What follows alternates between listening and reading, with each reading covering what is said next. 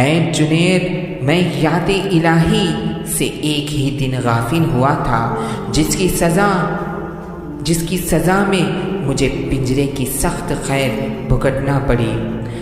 ہائے ان لوگوں کا کیا حال ہوگا جو اکثر اوقات ذکر اللہ سے غافل رہتے ہیں۔ اے جنید، میں آپ کے سامنے پکا وعدہ کرتا ہوں کہ آئندہ کبھی ذکر اللہ سے غافل نہ رہوں گا۔ یہ کہہ کر پرندہ اڑ گیا۔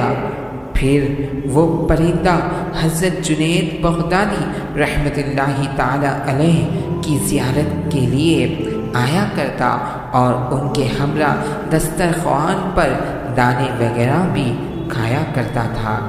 جب تک حضرت جنید بغدادی رحمۃ اللہ تعالی عنہ کا انتقال ہوا تو وہ پرندہ بھی زمین پر گر پڑا